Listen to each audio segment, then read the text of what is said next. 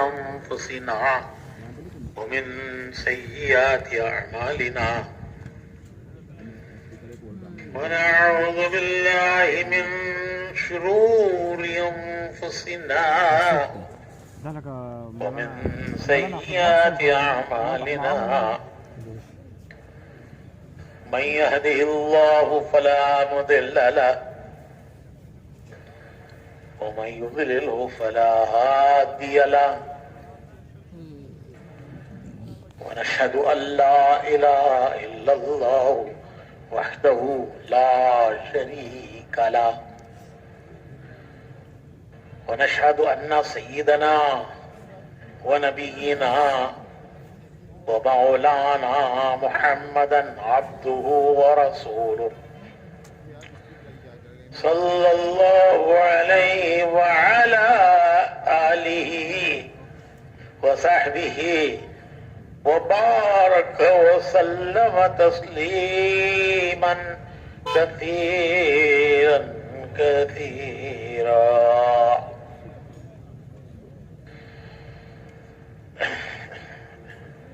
اما بعد، محترم بھائیوں، بزرگوں اور دوستوں،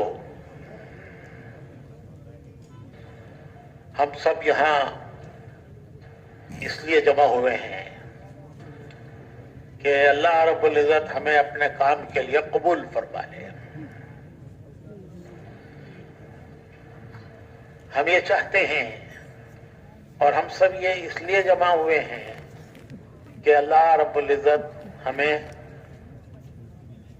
اپنی مرضیات کے مطابق کام کرنے کی توفیق عطا فرمائے اور ہمیں اپنے کام کے لیے قبول فرما لے۔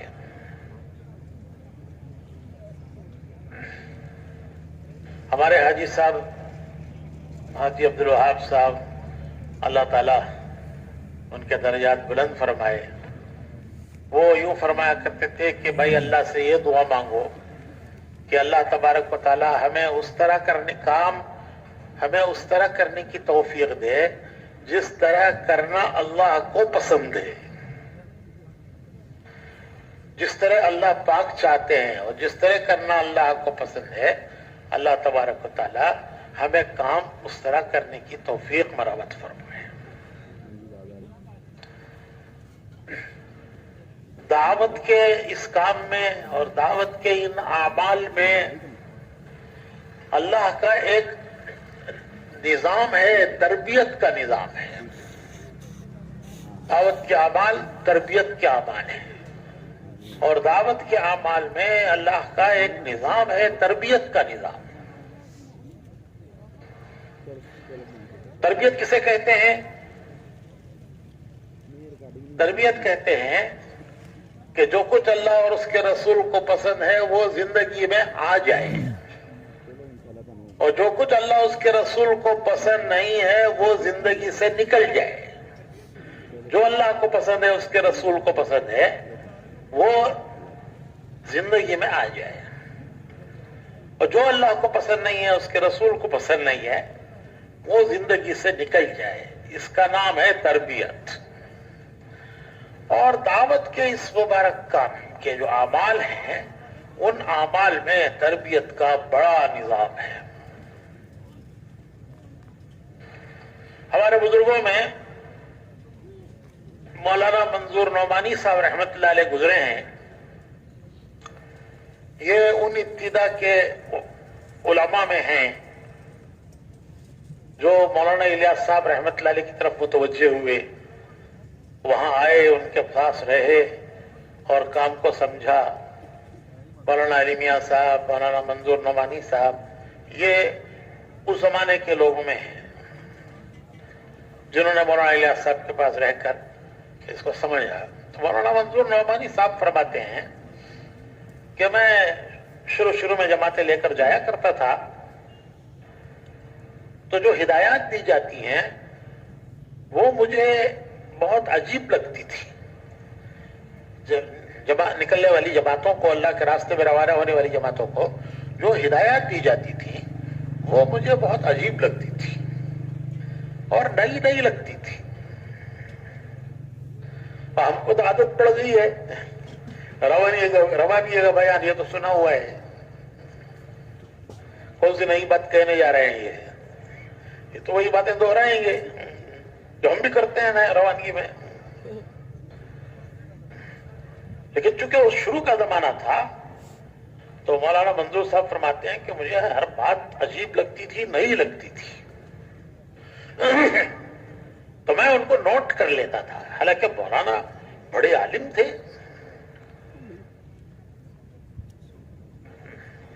حدیث کی کتابیں پڑھاتے تھے ندوے میں. مولانا علی میاں صاحب تفسیر پڑھاتے تھے، مولانا منظور صاحب حدیث پڑھاتے تھے.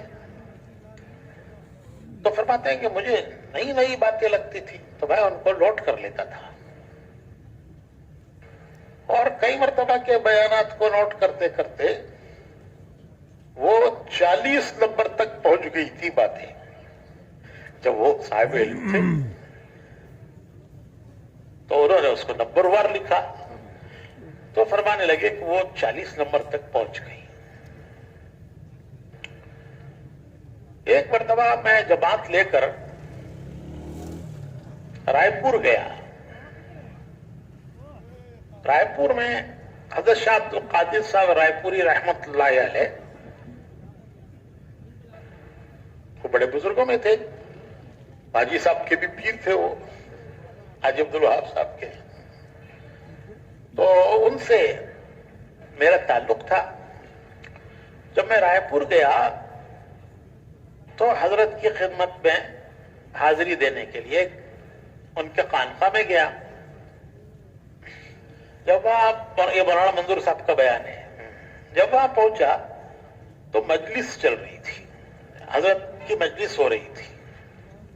اور مجلس کے آداب میں یہ ہے کہ آدمی بیٹھ جائے، جب مجلس ختم ہو تو پھر سلام کرے، مصافحہ کرے. تو میں ایک کنارے بیٹھ گیا، جہاں جگہ ملی وہاں ایک کنارے بیٹھ گیا. حضرت کی نگاہ پڑی، حضرت شاہ عبد القادر صاحب رائے پوری رحمت اللہ علیہ کی میرے اوپر نگاہ پڑی تو مجھ سے فرمایا کہ مولوی صاحب کیسے آنا ہوا، مولوی صاحب کیسے آنا ہوا. تو مولانا فرماتے ہیں کہ میں ساری بات سمجھ گیا، اس لیے کہ اس سے پہلے جب بھی میں حضرت کی خدمت میں حاضر ہوتا تھا تو پہلے خط لکھتا کہ میں فلاں تاریخ کو آنا چاہتا ہوں، اور حضرت کی طرف سے جواب آتا اجازت کا، تو پھر میں جایا کرتا تھا. اب نہ ادھر سے خط گیا نہ ادھر سے جواب آیا، اور ایک دم سے معمول کے خلاف بغیر اطلاع کے اور بغیر اجازت کے مجلس میں آ کے بیٹھ گئے. تو کوئی خاص بات پیش آئی، کوئی ایمرجنسی پیش آئی جو فوراً آ گئے ہیں، کیا بات ہے؟ تو مولانا منظور صاحب یہ ساری بات حضرت کی دو باتوں سے سمجھ گئے. عرض کیا کہ حضرت میں ایک جماعت کے ساتھ آیا ہوں، عالمانہ سوال عالمانہ جواب. حضرت میں ایک جماعت کے ساتھ آیا ہوں. تو حضرت کو لوگوں نے کچھ شکایتیں تبلیغ والوں کے بارے میں کر رکھی تھی. عام طور پر بزرگوں کے پاس شکایت پہنچ جاتی ہے، پہلے شکایت پہنچ جاتی ہے، کام بعد میں پہنچتا ہے. تو حضرت کے قریب والوں نے جماعت کے بارے میں کچھ شکایتیں کر رکھی تھی کہ جاہل لوگ ہیں، تبلیغ کرنے نکل جاتے ہیں اور مسجدوں میں جا کے ڈیرا ڈال دیتے ہیں، وہاں کھاتے ہیں پیتے ہیں سوتے ہیں. تو یہ ہماری جو کمزوریاں ہیں، کمیاں ہیں، وہ حضرت کے سامنے بیان کر رکھی تھی. تو جب حضرت نے سنا کہ مولانا منظور نعمانی صاحب جیسا عالم جماعت لے کر آیا ہے تو حضرت کو وہ ساری باتیں یاد آ گئی جو لوگوں نے شکایت کی تھی.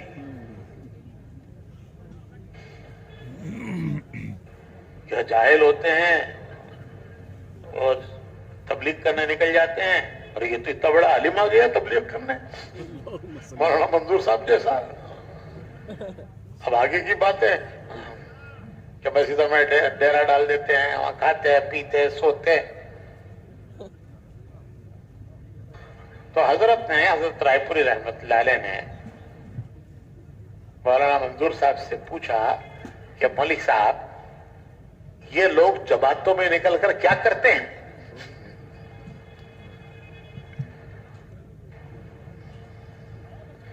तो मौलाना ने अर्ज किया कि हजरत, जब ये निकलते हैं तो इनको कुछ बातें समझाई जाती हैं, निकलने से पहले कुछ बातें इनको समझाई जाती हैं, वो जमात में निकलकर उन बातों पर अमल करते हैं।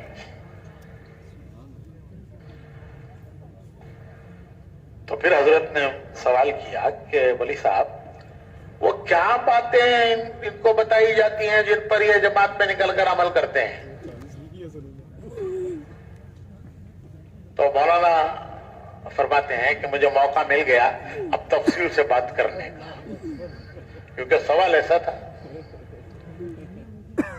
तो वो जो बातें हिदायत दी जाती थी जमातों में निकलने के वक्त पर, वो मैंने लिख रखी थी, एक एक करके पॉइंट पॉइंट लिख लिया था, और वो 40 नंबर तक पहुंच गया था।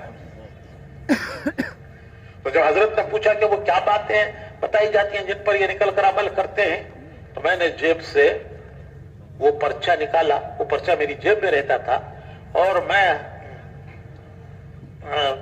उसको अक्सर देखता रहता था कि काम इन्हीं हिदायत की रोशनी में हो और कोई चीज इनसे हटकर न हो। तो मैं वक्तन फवक्तन वो पर्चा जेब से निकाल कर देखता रहता था। जब हजरत ने पूछा कि क्या बातें बताई जाती हैं जिन पर ये निकल कर अमल करते हैं, मैंने फौरन वो पर्चा निकाला, और पर्चा निकालकर नंबर वार मैंने उसे गिनाना शुरू किया हजरत को। नंबर 1, नंबर 2, नंबर 3, जो उन्होंने लिख रखा था। मुसलमान अमीर की इताअत करना, 24 घंटे के अमाल में लगना, ये जो कुछ भी बातें बताई दी जाती हैं रवानगी में, तो वो मैंने मुरतब किया था, और मैंने फिर वो पर्चा निकाल कर एक एक करके पढ़ना शुरू किया। जब मैं 13 नंबर पर पहुंचा, और अभी सब कितने बाकी है जी? तो जब मैं 13 नंबर पर पहुंचा तो मेरे कान में हजरत की आवाज पड़ी कि मौली साहब बस है, मौली साहब बस है। 3 मरतबा फरमाया मौली साहब बस है। क्योंकि मैं तो पर्चा देख रहा था। बाद में लोगों ने बताया कि तुम्हारी नजर हजरत के चेहरे की तरफ नहीं थी, तुम तो पर्चा देख के पढ़ते जा रहे थे, और हम हजरत का चेहरा देख रहे थे। साथियों ने बताया कि हम हजरत का चेहरा देख रहे थे, और तुम वो अपना वो कागज देखकर पढ़ रहे थे। हमारी नजर नहीं थी हजरत के चेहरे पे कि हर नंबर पर हजरत का चेहरा बदल रहा था, रंग बदल रहा था, कैफियत बदल रही थी। और जब तुम 13 नंबर पर पहुंचे तो तब जाके हजरत ने फरमाया है कि मौली साहब बस है। 3 मरतबा फरमाया मौली साहब बस है। और मैं रुक गया। तो फिर हजरत ने फरमाया कि मौली साहब अगर ये ऐसा ही करते हैं जैसा इनको बताया गया है, तो इनके वली हो जाने में कोई शक नहीं है।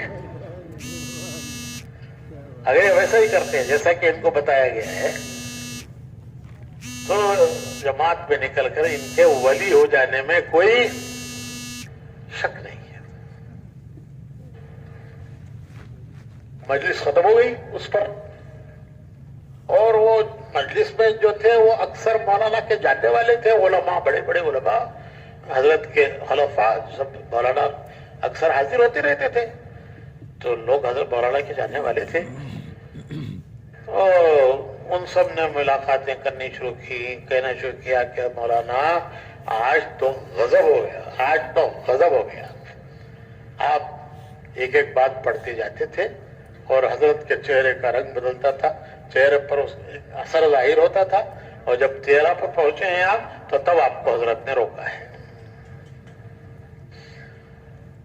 تو میرے بھائیوں، بزرگوں اور دوستوں، میں عرض کرا تھا کہ یہ جن اعمال کو ہمیں بتایا جاتا ہے، سمجھایا جاتا ہے، یہ ان میں تربیت کا بڑا سامان ہے، ان میں ہماری تربیت کا بڑا سامان ہے. لیکن اس کو اہتمام سے لینا اور اس پر اہتمام سے عمل کرنا. ایک ہے سرسری سن لینا، یہ تو روانگی کی بات ہے، ہم بھی کرتے ہیں، سیر و جماعت ہماری مسجد سے نکلتی ہے، ان کو ہم بھی ہدایت دیتے ہیں. اور ایک ان کو اہتمام سے لینا. ہمارے حضرت جی مولانا انعام الحسن صاحب رحمۃ اللہ علیہ فرمایا کرتے تھے کہ 4 اعمال بڑی تربیت کے اعمال ہیں. 4 کام، 4 اعمال وہ بڑی تربیت کے اعمال ہیں. اور میں نے عرض کیا کہ تربیت کہتے ہیں ان صفات کو جو اللہ اس کے رسول کو پسند ہیں، ان صفات کا زندگی میں آنا، اور جو اللہ اس کے رسول کو پسند نہیں ہے اس سے کراہیت پیدا ہو جانا. کہ اللہ اس کے رسول کو پسند نہیں ہے، اس سے کراہیت پیدا ہو جانا. اور جو اللہ اس کے رسول کو پسند ہے اس سے رغبت پیدا ہونا، رغبت.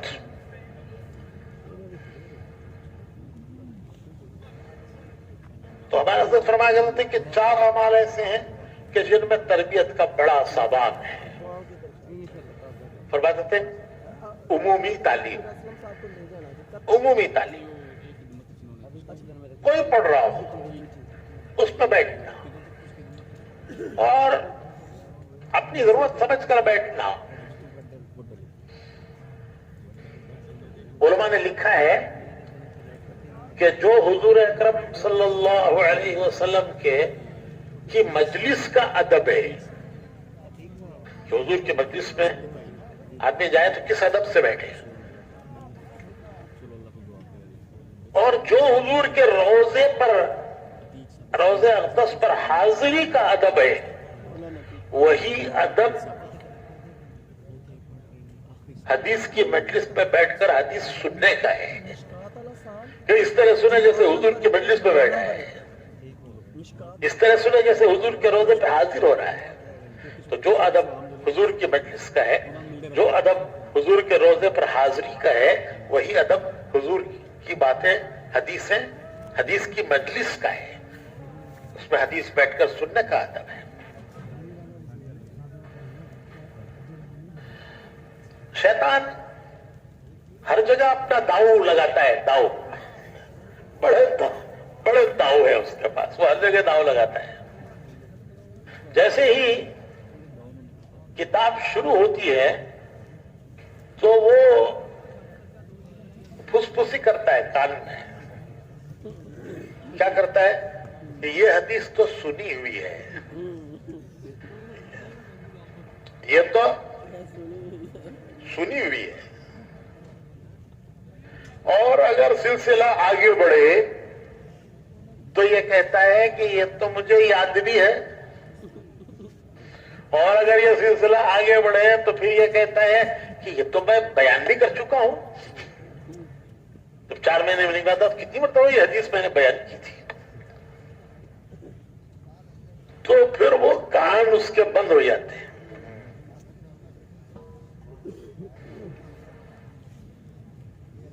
وہ طلب نہیں رہتی جو ہونی چاہیے، کیونکہ یہ میری سنی ہوئی ہے، اور سنی ہوئی نہیں ہے، یہ تو یاد بھی ہے، اور یہ تو میں بیان بھی کر سکتا ہوں. یہ شیطان کا وار ہے. حالانکہ اچھا، ہر نماز میں امام صاحب سورہ فاتحہ پڑھتے ہیں، تو چونکہ کئی بار سن چکے ہیں تو اس لیے سننے کی ضرورت نہیں ہے ان کو. اس حضور کی بات، ہماری فضائل کی کتابوں کی ترتیب یہ ہے کہ ہر عمل کی فضیلت حضرت شیخ نے پہلے قرآن سے بیان کی ہے، وہ آیتیں جمع کی ہیں جس میں اس عمل کی فضیلت ہے، اور پھر وہ حدیثیں جمع کی ہے جس میں اس عمل کی فضیلت ہے، اور جہاں جہاں تشریح کی ضرورت ہے وہاں اسے فائدے کے نام سے اس کی اپنی طرف سے تشریح بھی کی ہے۔ تو جتنا جتنا ان باتوں کو ہمارے حضرت فرمایا کرتے تھے کہ اس کا تاثر لینا، تعلیم کا تاثر لینا، کہ جو عمل سنایا جا رہا ہے اس پر جو اجر و ثواب سنایا جا رہا ہے اس کا تاثر لینا۔ کیسے تاثر لینا؟ جیسے آدمی دنیا کی باتوں کا تاثر لیتا ہے۔ ارے صاحب، محلے میں کرونا کے کیس ہو گئے، محلے میں کرونا کے کیس ہو گئے، اب دیکھو ہر شخص پریشان ہے، ہر شخص پریشان ہے کہ احتیاط کرو بھائی، احتیاط کرو، ہمارے محلے میں کرونا کے کیس ہو گئے، چھوٹے بڑے بچے عورتیں بڈھے سب پریشان ہیں۔ تاثر، دنیا کی چیز کا، دنیا کی بات کا تاثر۔ تو ہمارے حضرت فرمایا کرتے تھے کہ ایک تو ان فضائل کا اتنا تاثر لینا کہ وہ عمل زندگی میں آ جائے، جس بات کی دعوت حدیث میں دی گئی ہے، جس پر اجر و ثواب بتایا گیا ہے، وہ زندگی میں آ جائے، وہ عمل زندہ ہو جائے۔ یہ پہلا درجہ ہے۔ دوسرا درجہ یہ ہے کہ اس عمل پر جو وعدہ ہے اس وعدے کا عمل کرتے ہوئے استحضار ہو، اس پر یقین ہو اور اس کا استحضار ہو، اس وعدے کا یقین بھی ہو، اس وعدے کا استحضار بھی ہو، اور اس کے ملنے کے شوق میں عمل کرے۔ اب یہ ذرا بات گہری ہو جاتی ہے، اسے میں آسان کرنے کے لیے کہتا ہوں کہ ملازمت پر جانے والے روزانہ بھی جاتے ہیں ملازمت پر، اور تنخواہ والے دن بھی ملازمت پر جاتے ہیں، تو دونوں میں کوئی فرق ہے نہیں ہے؟ مجھے نہیں معلوم، میں نے کبھی ملازمت نہیں کی، لیکن سنا ہے کہ عام دنوں میں جو ملازمت پر جاتے ہیں اس میں، اور جو تنخواہ والے دن ملازمت پر جاتے ہیں اس میں، دونوں میں کوئی فرق ہے نہیں ہے بھائی؟ جو ملازمت جنہوں نے کی انہوں تو بتائے ہیں، تھوڑا ہے زیادہ ہے؟ بہت فرق ہے۔ عام دنوں میں ایسے جاتے ہیں کہ ملازمت ایک مصیبت ہے، روز جانا، وقت پر جانا کیا مصیبت ہے،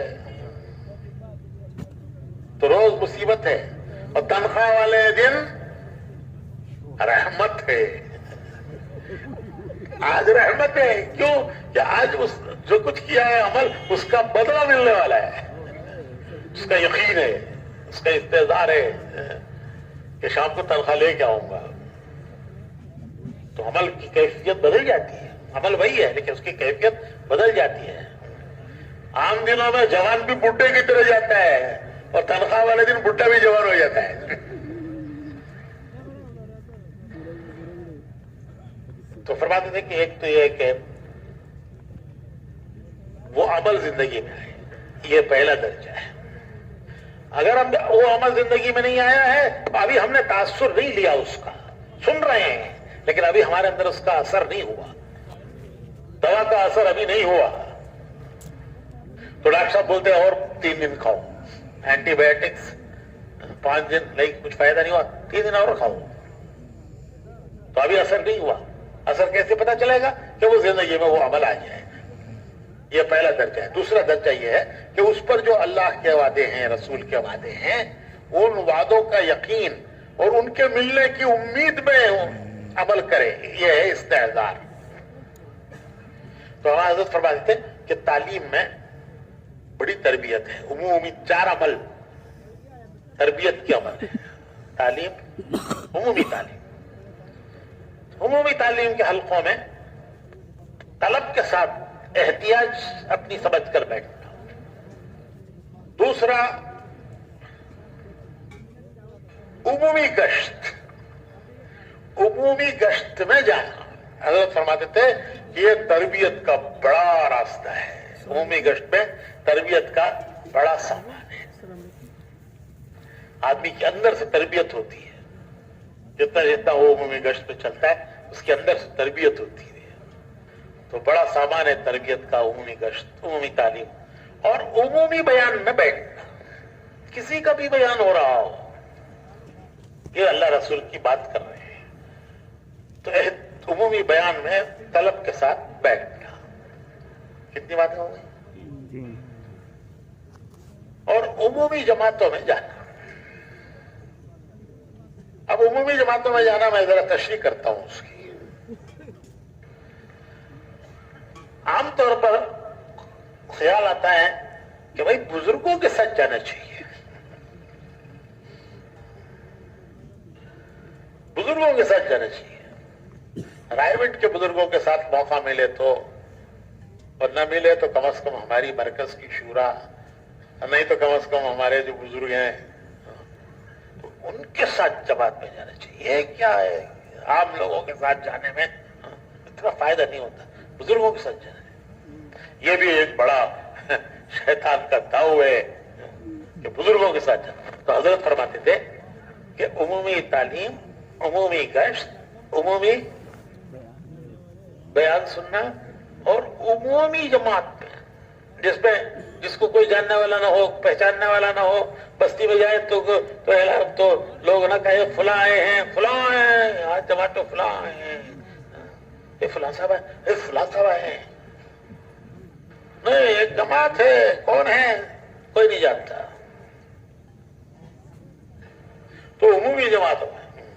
اور جی چاہتا ہے, کیا چاہتا ہے جی کیا چاہتا ہے جناب بولیے؟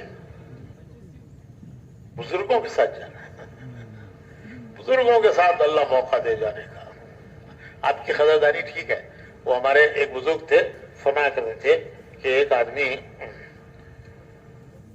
گیا پیر صاحب کے پاس مرید ہونے کے لیے. وہ پیر صاحب کے پاس گیا, کافی دیر بیٹھا رہا.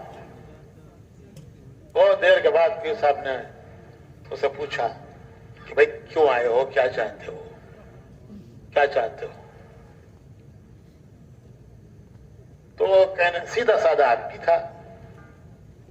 وہ کہنے لگا کہ حضرت میں آیا تو تھا مرید بننے, مگر اب تو جی چاہتا ہے کہ آپ مجھے پیر ہی بنا دیجیے.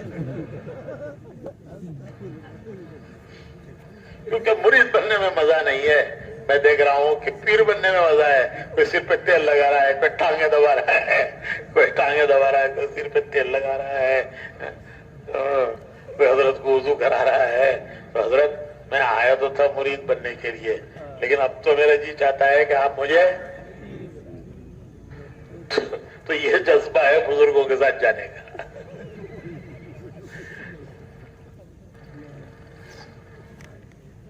حضرت شاہ عبد القادر صاحب رائے پوری رحمۃ اللہ علیہ فرمایا کرتے تھے کہ جو ہماری ابتدا دیکھے وہ کامیاب, اور جو ہماری انتہا دیکھے وہ ناکام. ہماری ابتدا دیکھے وہ تو ہوگا کامیاب, کہ کیسے رگڑے لگے, کیسے پیدل چلے, کیسے. یہاں رائے والوں, رائے میں جو شروع میں ہمارے بزرگ تھے, وہ کہتے ہیں کہ ہمیں تو پینے کے لیے پانی بھی نہیں ملتا تھا. پانی لینے کے لیے کہیں دور جانا پڑتا تھا. تو ابتدا ہوتی ہے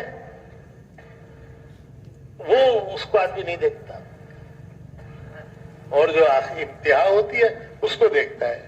تو اس نے کہا کہ حضرت میں آیا تو تھا مرید بننے, لیکن اب تو آپ مجھے.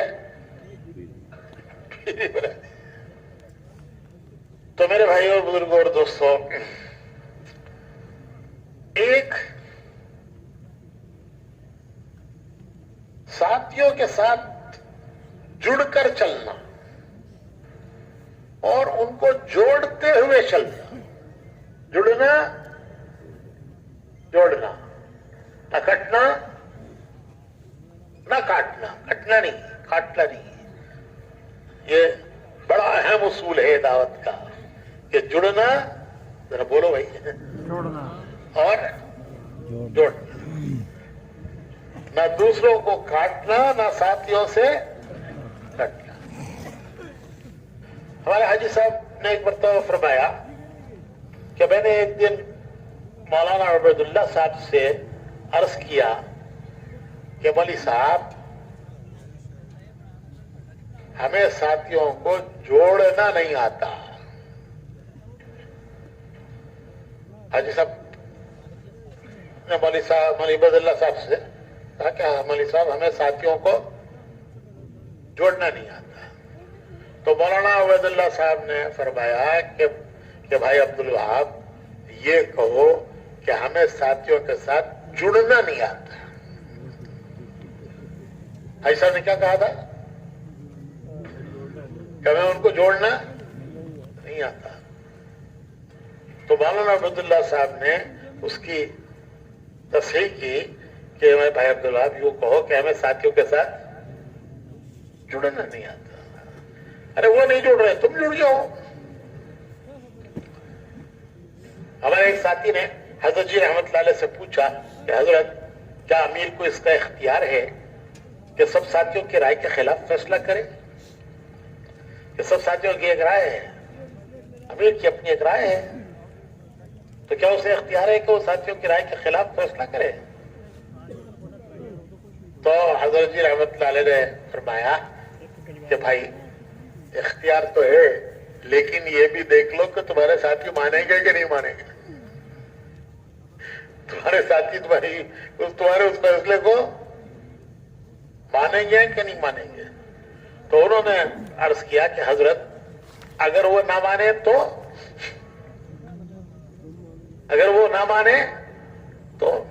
حضرت نے فرمایا کہ بھائی تم ہی ان کی مان لو. اگر وہ نہ مانے تو تم ہی ان کی مان لو، اپنی چھوڑ دو، ان کی مان لو.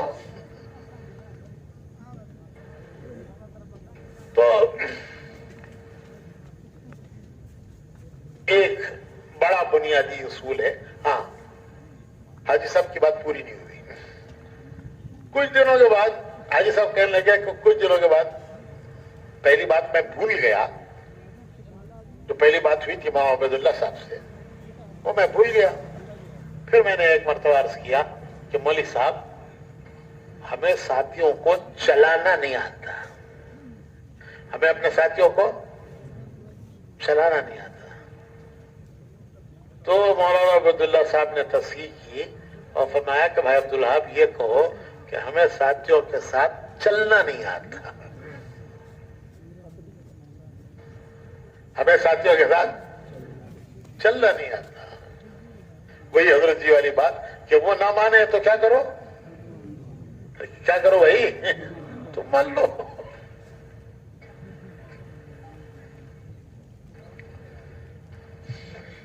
اور ایک بڑی اہم بات یہ ہے کہ ہمارے ایک ملک کے ذمہ دار تھے، بڑا اللہ نے ان سے کام لیا اور بہت انہوں نے کام اٹھایا، اللہ نے کام لیا ان سے. تو وہ کہا کرتے تھے کہ بھائی بڑے بڑے اصول تو تم لوگ بیان کرو، 3 اصول میں بیان کرتا ہوں. وہ کہتے تھے بڑے بڑے اصول تو تم لوگ بیان کرو، 3 اصول میں بیان کرتا ہوں. ایک، زبان میٹھی ہو، زبان میٹھی، دماغ ٹھنڈا،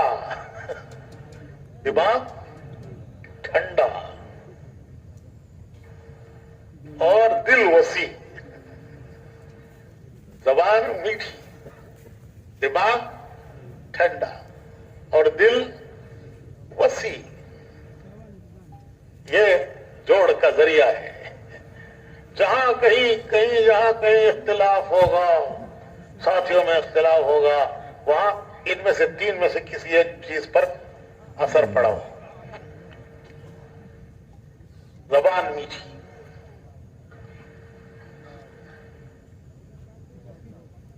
करेले की तरह खड़ी ही नहीं। जब बोलो तो ऐसा लगता है लड़ने बैठे।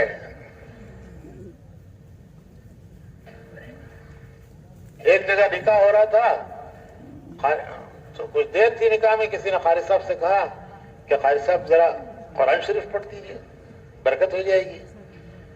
तो कारी साहब ने तिलावत शुरू की अत्तलाक़ु मर्रतान से।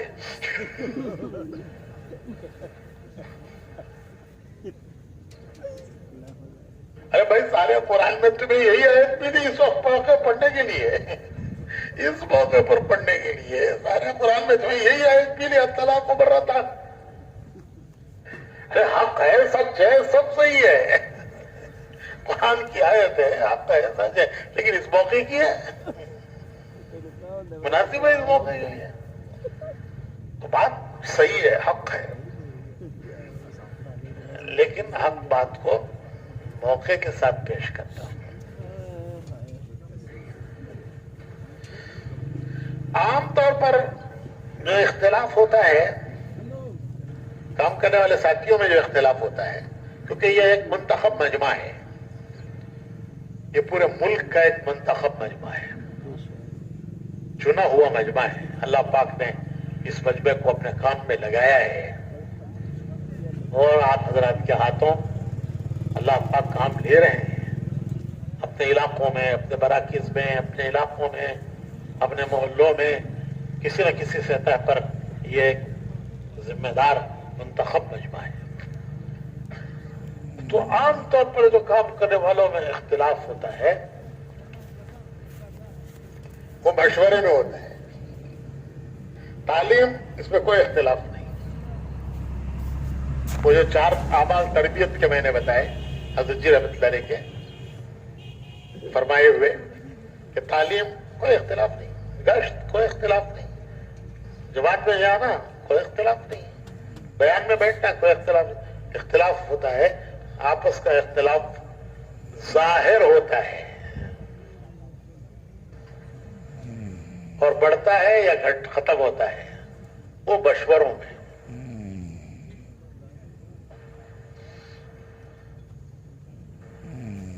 रात को मेम साहब से, घर वालों से कुछ खटपट हो गई। मैं मिसाल दे रहा हूं, ऐसा नहीं हुआ, एक मिसाल दे रहा हूं। रात को कुछ खटपट हो गई और सुबह को उन्होंने स्ट्राइक कर दी। अब क्या होते हैं स्ट्राइक? नहीं होते। तो सुबह को उन्होंने स्ट्राइक कर दी, रात को खटपट हुई, सुबह को स्ट्राइक की। क्या स्ट्राइक कर दी? समझ गए ना? ना नाश्ता दिया, ना चाय की प्याली दी कम से कम, और जाना था मशवरे में। अहम मशवरा था, इंतजार की गुंजाइश नहीं थी, ऐसे ही रूखे मुंह निकल पड़े। होटल में पीने को जी नहीं चाहा कि लोग देखेंगे तो पूछेंगे, बोले साहब क्या बात है, आज घर में चाय नहीं मिली? क्या कोई नाराज है बेगम साहिबा? तो ये जाहिर भी नहीं करना था कि घर में ऐसा हो गया है कि आज नाराज होकर उन्होंने स्ट्राइक की हुई आज। तो होटल में गए, नाश्ता करे, चाय पिए तो सब जाहिर हो जाएगा। तो ऐसे सीधे आके मशवरे में बैठ गए। अब कोई बस बात चली तो इन्होंने एक राय दी, और वो राय भी गैस के साथ निकलती है क्योंकि अंदर गैस भरा हुआ है। तो वो गैस के साथ निकलती है। अच्छा, इन्होंने जब राय दी तो सामने वाले ने इनके खिलाफ राय दे दी।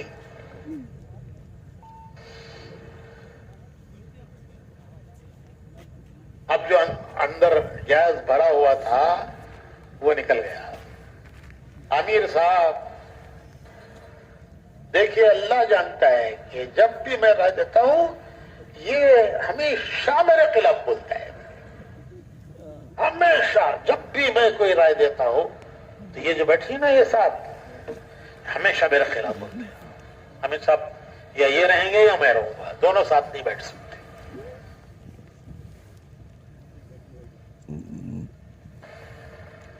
اب اگر خدا نہ خواستہ وہ سامنے والا بھی اسی حال میں آیا ہے جس حال میں یہ آئے ہیں, اب سمجھ گئے نا وہ حال کیا ہے. خدا نہ خواستہ اگر وہ سامنے والا بھی اسی حال میں آیا ہے جس حال میں یہ آئے ہیں تو دونوں سلنڈر ٹکرا کے پھٹ گئے اور مسجد کی جماعت ختم. 2 سلنڈر ٹکرا گئے نا. تو شیطان ایسی شکل پیدا کرتا ہے کہ ساتھی آپس میں ٹوٹے, اور جو خیر اتنی بڑی وجود پہ آ رہی ہے وہ خیر ان کے ہاتھوں سے نکلے.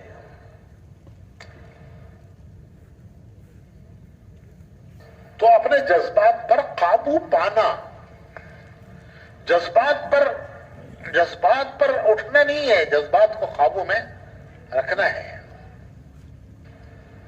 اور یہ دیکھنا ہے کہ بھی میرے کسی لفظ سے کوئی لفظ, کوئی قول, کوئی فعل ہم سے ایسا نہ ہو کہ جس کی وجہ سے اس عظیم کام کو کوئی نقصان پہنچے.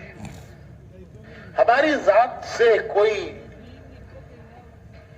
زبان سے کوئی لفظ اور ہم سے کوئی فعل نہ ہو کہ جس سے کام کو, ہاں وہ کریں جس سے کام کو نفع پہنچے, اور وہ نہ کریں کہ جس سے کام کو. واقعہ مشہور ہے حضرت خالد اور حضرت عمر کا کہ رات کو اندھیرے میں ایک صاحب نے حضرت عمر سے بات کی اور حضرت عمر کو خالد سمجھ کے بات کی کہ دونوں کی یعنی خد اور دونوں کا وہ ایک دوسرے سے دونوں ملتے جلتے تھے. تو رات کا اندھیرا تھا تو ایک صحابی نے حضرت عمر سے بات کی اور حضرت عمر کو حضرت خالد سمجھا اور یہ بات کی کہ عمر نے تمہارے ساتھ ٹھیک نہیں کیا. کس کو کہہ رہے ہیں؟ حضرت عمر کو ہی کہہ رہے ہیں. عمر نے تمہارے ساتھ ٹھیک نہیں کیا, تمہارا حق مارا, اللہ کی تلوار کو اس نے نیام میں ڈال دیا. اور حضرت عمر ہوں ہاں کرتے جا رہے ہیں, ہوں ہاں, پتہ چلے اندر کیا کیا ہے. اور جب سب کہہ چکے تو حضرت عمر نے پوچھا کہ ٹھیک ہے کیا کرنا ہے. انہوں نے کہا کیا کرنا ہے, بس امیر کی اطاعت کرنی ہے. صبح کو نماز میں فجر کی نماز پڑھ کر حضرت عمر نے ان کا نام لے کر ان سے پوچھا کہ رات تمہاری خالد سے کیا بات ہوئی. اب یاد نہیں آ رہا ہے ان صحابی کا. علقمہ رات کو کیا بات ہوئی تمہاری خالد سے. اچھا, حضرت علقمہ نے کہا کہ امیر المومنین میری تو ان سے ملاقات بھی نہیں ہوئی. بات تو دور کی بات ہے, ان سے تو ملاقات بھی نہیں ہوئی. تو حضرت علقمہ کھڑے ہوئے کہنے لگے خالد مسجد میں جھوٹ بولتے ہو. ارے رات کو تمہاری میری بات نہیں ہوئی کہ میں نے تم سے یہ کہا کہ تم خالد نے تو عمر امیر المومنین نے تمہارے اوپر زیادتی کی, تمہیں معذول کیا, اللہ کی سنتی ہوئی تلوار کو میان میں کر دیا. رات کو تمہاری میری بات نہیں ہوئی. ارے اتنا جھوٹ بولتے ہو. حضرت خالد کہنے لگے تم جھوٹ بولتے ہو, میری تو ملاقات بھی نہیں ہوئی تمہارے سے. اچھا کس کے ساتھ بات ہوئی تھی یہ رات کو؟ تو کیسا موقع تھا دونوں کو لڑا دینے کا. حضرت عمر نے فرمایا کہ علقمہ تم بھی صحیح کہتے ہو, خالد بھی صحیح کہتے ہیں, رات کو تم نے مجھ سے بات کی تھی خالد سمجھ کر. کیسے بڑے دل تھے ان کے. جب ہم کہہ رہے ہیں بھائی ہم دعوت کا کام کر رہے ہیں, صاحب یہ تو نبیوں کا کام ہے, صحابہ کا کام ہے, تو میرے بھائیوں ہم کو اللہ سے دعا مانگنی چاہیے کہ اللہ ہمیں ان کی صفات بھی نصیب فرمائے. کہ ہر گاڑی اپنے پیٹرول سے چلتی ہے. ہر گاڑی کا پیٹرول الگ الگ ہے. ہر گاڑی اپنے پیٹرول سے چلتی ہے. ایک گاڑی ڈیزل سے چلتی ہے, ایک گاڑی پیٹرول سے چلتی ہے. پیٹرول کی گاڑی میں ڈیزل ڈال دیں گے تو انجن جام ہو جاتا ہے, پھر کھول کے وہ سارا ڈیزل نکالنا پڑتا ہے, پھر صاف کرنا پڑتا ہے. کیوں کہ اندر غلط غذا چلی گئی. تو بھائی زبان جوڑنے والی ہو, جوڑنے والی ہو. اس کے لیے میں نے یہ قصہ سنایا کہ حضرت عمر نے پھر دونوں کو جوڑ دیا اور خود بھی جڑ گئے. حالانکہ یہ موقع تھا اچھا, یہ لڑا دیتے دونوں.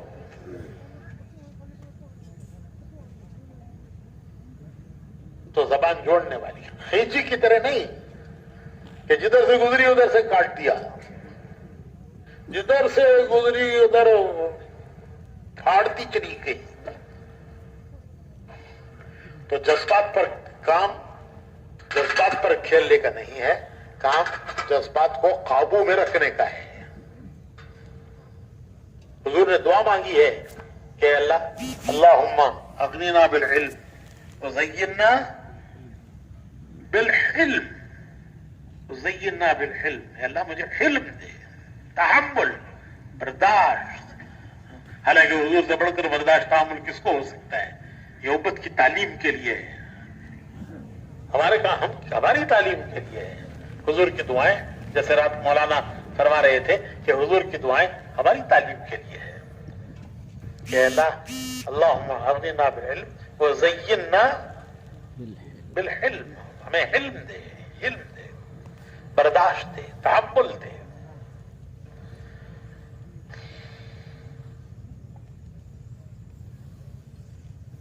تو یہ میٹھی زبان جوڑنے والی, جوڑنے والی, کھینچی کی طرح کاٹنے والی نہیں.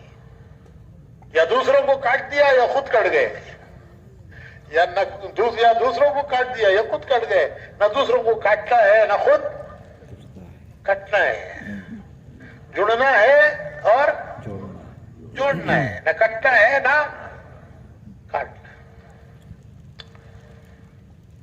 دوسری بات, وہ جو کہا کرتے تھے کہ سر ٹھنڈا ہو.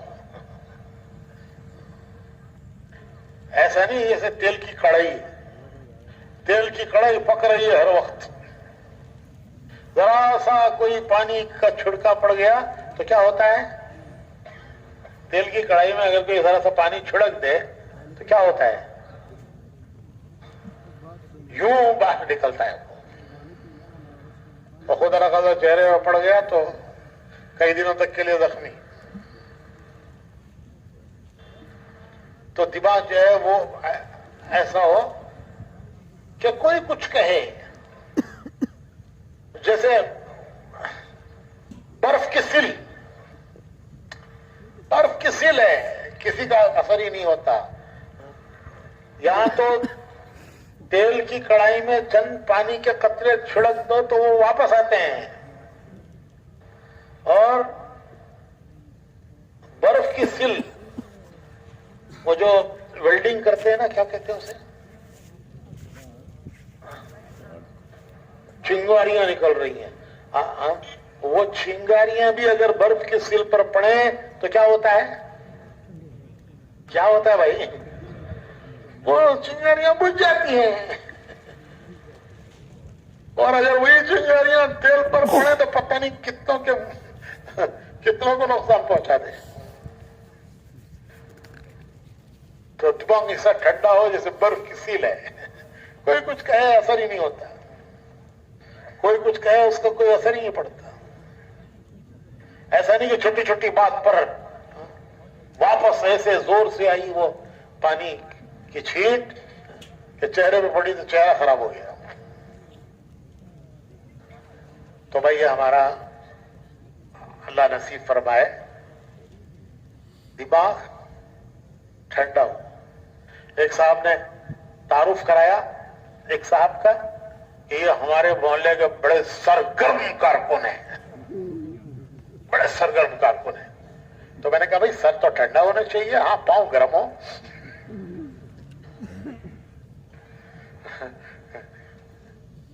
سر تو ٹھنڈا ہونا چاہیے، پاؤں گرم ہو. بڑے گشتوں میں جاتے ہیں، بڑے ملاقاتوں میں جاتے ہیں، بڑے 2.5 گھنٹے لگاتے ہیں.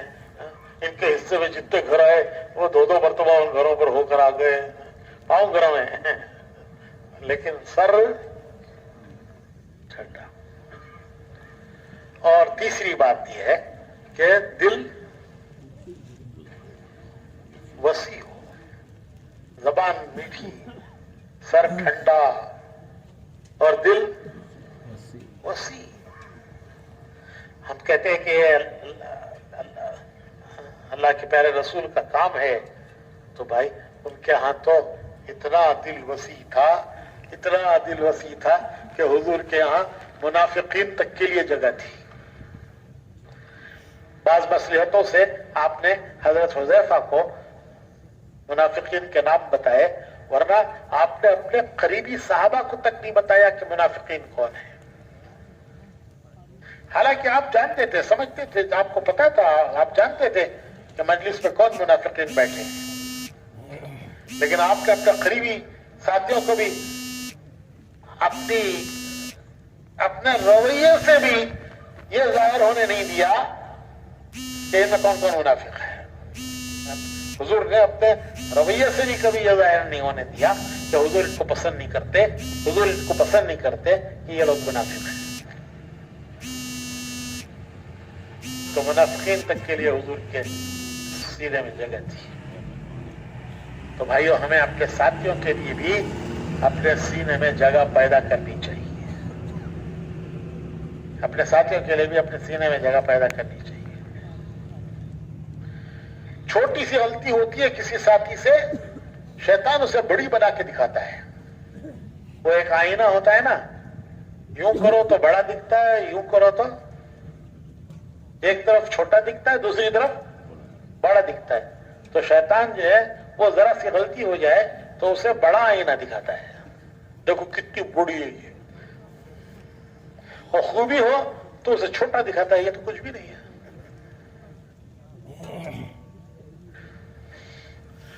حدیث میں دعا مانگی گئی ہے کہ اللہ مجھے ایسے ساتھی سے،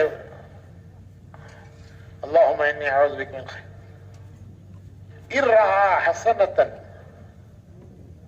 دفنها وان رہا سیئۃ افشاها.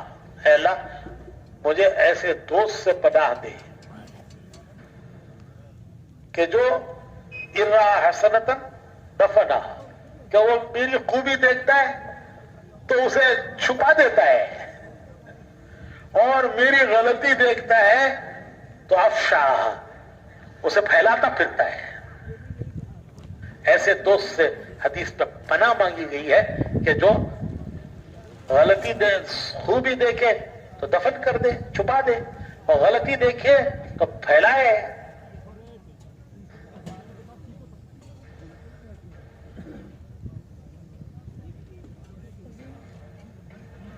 تو بھائی ایک اہم بات یہ ہے کہ اپنی مسجد کی جماعت اور اپنی مسجد کے ساتھیوں سے جڑے رہنا ہے. ماحول کے بغیر آدمی چل نہیں سکتا. ماحول چاہیے، ماحول چاہیے، ماحول کے بغیر آدمی چل نہیں سکتا. حضرت تھانوی رحمت اللہ علیہ نے ایک جگہ لکھا ہے کہ جہاں پھسلن ہوتی ہے وہاں چونٹی بھی پھسل جاتی ہے، ہاتھی بھی پھسل جاتا ہے. پھسلن ہے، ایسا نہیں ہے کہ پھسلن ہے تو چونٹی تو پھسل جائے گی اور ہاتھی اتنا موٹا ہے تازہ، وہ کہاں سے پھسلے گا؟ نہیں، وہ اتنے زور سے پھسلے گا کہ ہڈی پسلی ٹوٹ جائے گی. تو جہاں پھسلن ہوتی ہے وہاں چوٹی بھی پھسل جاتی ہے، ہاتھی بھی پھسل جاتا ہے. تو آج ہم ایسے ہی زمانے میں ہیں کہ اگر ہمارے ساتھ ماحول نہ ہو تو پھر ہم تنہا چل نہیں سکتے. ماحول کے بغیر ہم تنہا چل نہیں سکتے، اور ہمارا ماحول ہمارے ساتھی ہیں، ہمارا ماحول ہمارے ساتھی ہیں. اگر ہم ہمارے ساتھیوں کے ساتھ ہیں تو ہمارا ماحول ہے، ہم ایک دوسرے کو سنبھال لیں گے، وہ ہمیں سنبھال لیں گے، ہم انہیں سنبھال لیں گے، سب مل کر ایک دوسرے کو سنبھال لیں گے. تو یہ ہمارا ماحول ہے مسجد کی جماعت، ان کے ساتھ جڑے رہنا ہے، جی چاہے یا نہ چاہے. نامناسب باتیں ہوتی ہیں، انسان ہیں، ہم سب انسان ہیں، ہم سے غلطی ہونا ممکن ہے، ساتھیوں سے بھی غلطی ہونا ممکن ہے، لیکن وہی بات، ان رہا حسنتن دفع وَإِن رَّأَىٰ سَيِّئَةً أَفْشَاهَا، نہیں، اس کی خوبی دیکھو بتاؤ، اس کی کمزوری دیکھو دفن کر دو. اپنی مسجد کی جماعت کے ساتھ جڑے رہنا ہے اور جڑ کر چلنا ہے. اس ماحول کے بغیر اللہ پاک فرمائے، رات مولانا فرما رہے تھے کہ پھل اگر درخت سے ٹوٹ گیا، کٹ گیا، یا ٹوٹ گیا یا ٹوٹ کر پھر وہ کٹ گیا، تو پھر وہ جہاں جہاں کٹا وہاں کیڑے پڑیں گے، جہاں سے کٹا ہے وہاں کیڑے پڑیں گے، کوئی کھائے گا نہیں اسے. تو اگر ہم کٹ گئے تو پھر کیڑے پڑیں گے، جو آنا چاہیے وہ آئے گا نہیں، اور جو نہیں آنا چاہیے وہ آتا چلا جائے گا. تو اس لیے بھائی خود بھی جڑے رہنا ہے، ساتھیوں کو بھی جوڑے رکھنا ہے. کوئی لفظ میری زبان سے ایسا نہ نکلے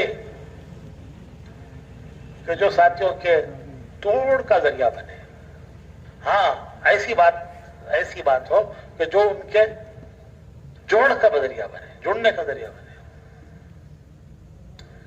حدیث شریف میں آتا ہے کہ قیامت میں اللہ تعالیٰ جو انعام دیں گے ایک آدمی کو، بہت بڑا انعام ہوگا، وہ اس کے عملوں سے زیادہ ہوگا، بڑا ہوا نظر آئے گا. وہ پوچھے گا کہ اے اللہ یہ کس عمل کی جزا میں ہے؟ تو کہا جائے گا کہ تیرے وہ بول جنہوں نے دو آدمیوں میں آپس میں جوڑ پیدا کر دیا، اس کا یہ انعام ہے.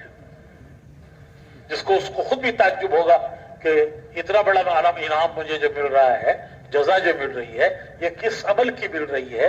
وہ پوچھے گا کہ کس عمل کی یہ اتنی بڑی جزا ہے؟ تو کہا جائے گا کہ تیرے وہ بول جنہوں نے آپس میں لوگوں میں جوڑ پیدا کرایا، یہ اس کی جزا ہے.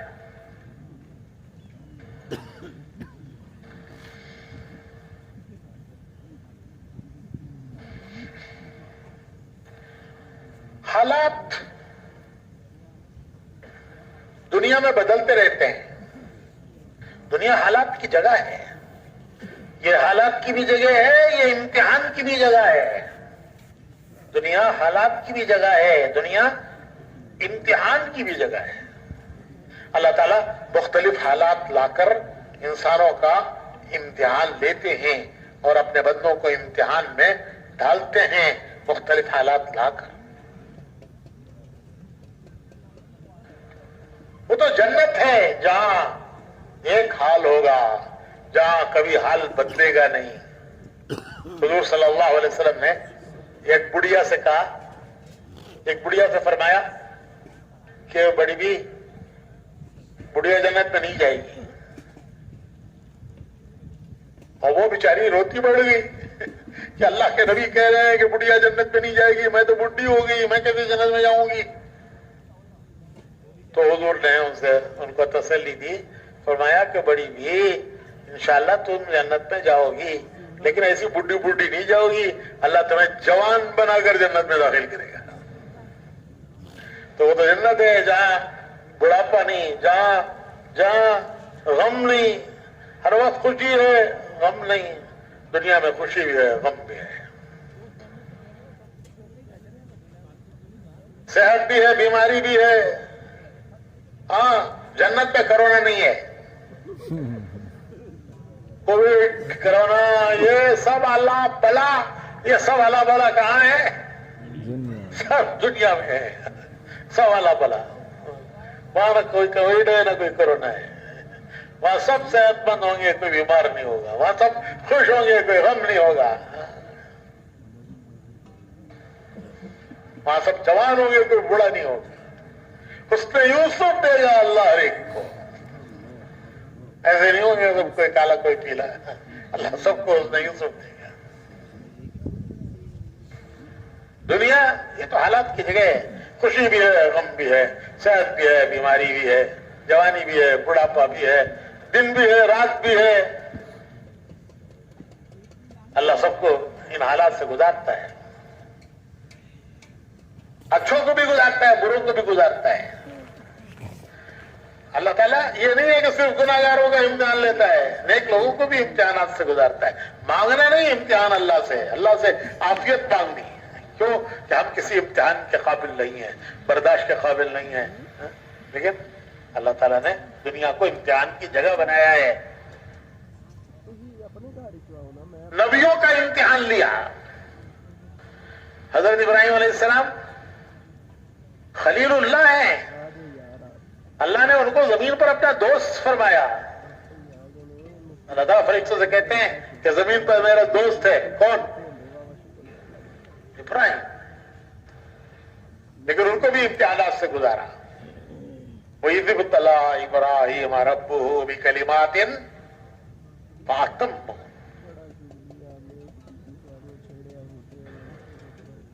तो अल्लाह ताला नबियों को भी इम्तिहान से गुजारते हैं। हजरत अय्यूब अलैहिस्सलाम, उनका सब्र मशहूर है, सब्र अय्यूबी मुहावरा है, सब्र अय्यूबी। उनको बीमारियों से गुजारा।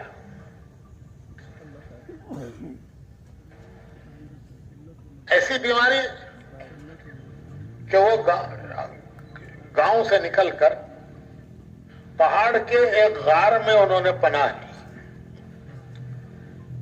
जैसे किसी बीमार को आइसोलेशन करते हैं, आइसोलेशन, तो वो पहाड़ का गार अय्यूब अलैहिस्सलाम का क्वारंटाइन था। क्या? क्वारंटाइन में रहे, पहाड़ के गार में। सबने साथ छोड़ दिया। हालात अच्छे होते हैं सब साथ देते हैं, हालात बिगड़ते हैं तो सब साथ छोड़ देते हैं। तो वो अकेले गार के, पहाड़ के गार में रहे। बीवी, एक बीवी, वो साथ देती रही आखिर तक। तकलीफ पड़ी तो उन्होंने दुआ मांगी। सब्र का प्याला छिलक गया, सब्र अय्यूबी प्याला छिलक गया, दुआ मांगी उन्होंने। कुरान करीम में है दुआ, उनकी दुआ मांगी हुई है। रब्बी अन्नी मस्सनी अद्दुर्र व अंत अरहमुर राहिमीन। रब्बी अन्नी मस्सनी अद्दुर्र व अंत अरहमुर राहिमीन। अल्लाह, इस बीमारी ने मुझे बहुत तकलीफ पहुंचाई है, मुझे तकलीफ हो रही बहुत, और तू बड़ा रहम करने वाला है, अरहमुर राहिमीन, बड़ा रहम करने वाला है। तो अल्लाह पाक ने उनके लिए एक चश्मा जारी किया और फरमाया कि इसमें गुस्ल करो। जब उन्होंने गुस्ल किया सब बीमारियां दूर हो गई। वो चश्मा वो तुर्की में है, वो गार भी और वो चश्मा भी। हम आज गए थे जमात में तो हमने वो देखा। वो लोग उसकी ज़ियारत करते हैं गार की कि हजरत अय्यूब अलैहिस्सलाम ने यहाँ बीमारी के दिन काटे थे, और वो चश्मे का पानी जिससे उन्हें सेहत मिली थी वो पीते हैं, क्या नाम है, भर भर के ले जाते हैं, तबरुकन बीमारों को नहलाते ले जाके। हमने भी पिया पानी, वो हमने भी वो वार देखा। तुर्की में है, शाम की सरहद पर, वो पानी हमने भी पिया। ऐसा ठंडा मीठा पानी।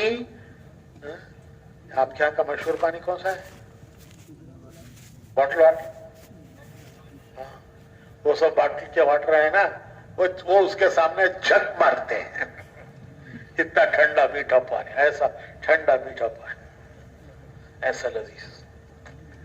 तो अल्लाह ताला अपने नेक बंदों को भी आजमाते हैं, उनको भी हालात से गुजार कर उनका इम्तिहान लेते हैं। हाँ, एक फर्क है, बाज़ मरतबा ख्याल आता है कि क्या हुआ, देखो कितने अच्छे आदमी, कितनी कुर्बानियां दी, मुल्कों में गए, पैदल जमातों में फिरे, कितना दीन का काम करते हैं, फिर भी बीमार हो गए, फिर भी कोरोना हो गया उनको। कभी खुद को भी ख्याल आता है कि अल्लाह हमने क्या कसूर किया था, तेरे रास्ते में फिरे, पैदल गए, जमातों में गए, फिर भी हाल आया। तो भाई ये एक अल्लाह की हिकमत है।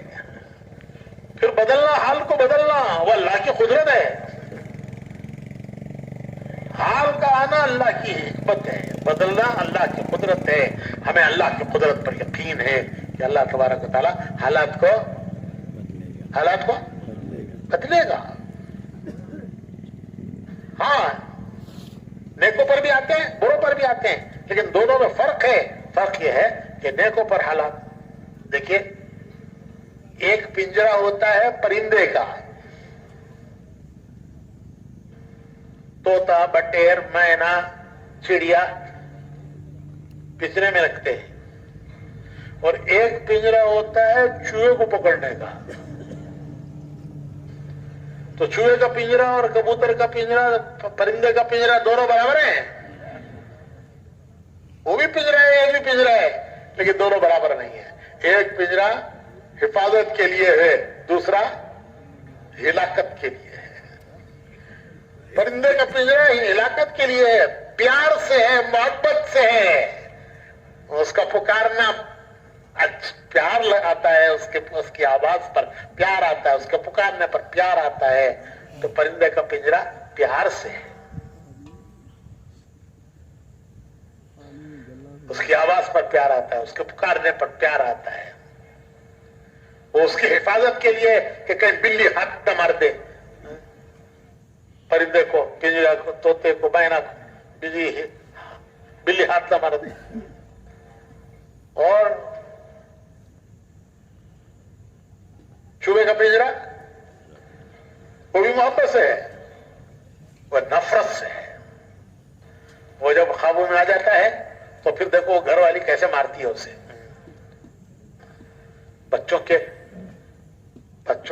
किताबें कतर डाली, उनके स्कूल के यूनिफॉर्म कतर डाले, मार से कैसे होशा उतारती है। तो परिंदे दोनों परिंदे हैं, ये दोनों पिंजरे हैं, लेकिन एक पिंजरा हिफाजत के लिए, दूसरा हिलाकत के लिए। एक पिंजरा मोहब्बत से, प्यार से, दूसरा पिंजरा नफरत से, गुस्से से। दोनों को खिलाते हैं, दोनों को। उसे भी दाना डालते हैं, इसे भी पकड़ने के लिए कुछ लगाते हैं। हमारे यहां वो नारियल को रोस्ट करके लगाते हैं पिंजरे में, वो जो चूहे को पकड़ने के लिए लगाते हैं। तो नारियल को रोस्ट करो तो कैसे खुशबू आती है। बच्चा कहता है अम्मा दे दे, तो मां कहते नहीं नहीं, ये तेरे लिए नहीं है, ये चूहे के लिए है। तो चूहे से ज्यादा मोहब्बत है, नहीं इसको पकड़ना है।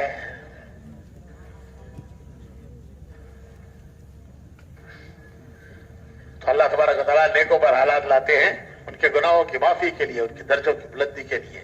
और दूसरी बात यह है कि नेक लोगों के साथ तो इब्तिदा होती है मुश्किलों से, मशक्कतों से, और इंतहा कामयाबी। इनकी इब्तिदा मशक्कतों मुश्किलों से और इनकी इंतहा कामयाबी।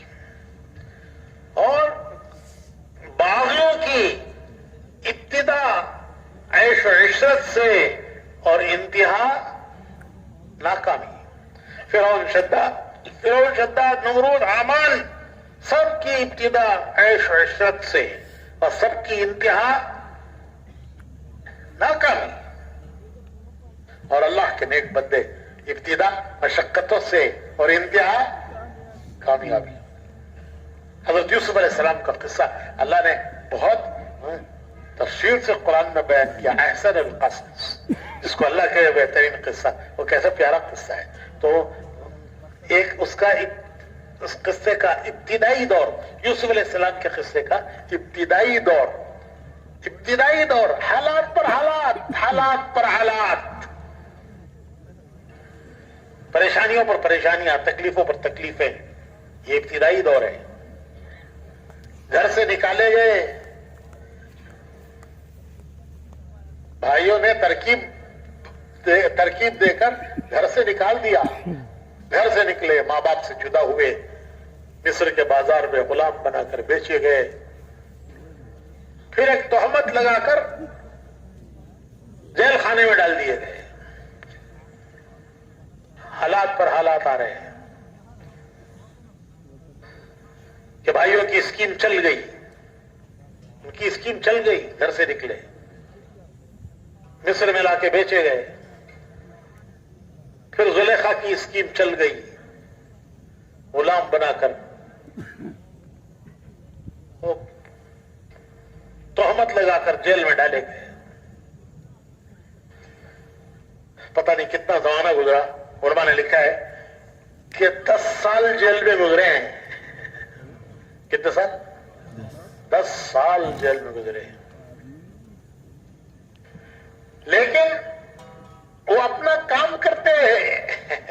10 سال حضرت یوسف علیہ السلام کے جیل میں گزرے ہیں. 10 سال کوئی معمولی بات ہے؟ زندگی کا اور اصل کام کی جو زندگی ہے، جوانی کی زندگی، اس کا ایک 10 سال کا ایک حصہ، 10 سال جیل میں گزرے.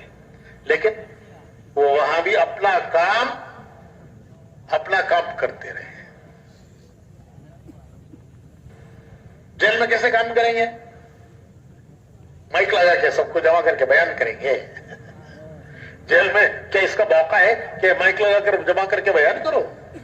نہیں، وہ ایک ایک کو سمجھاتے رہے، ایک ایک کو سمجھاتے تھے، ایک ایک کو اللہ سے جوڑتے تھے کہ تمہارا مالک کون ہے. وہ زمین و آسمانوں کا پیدا کرنے والا، اسی کا راج ہے.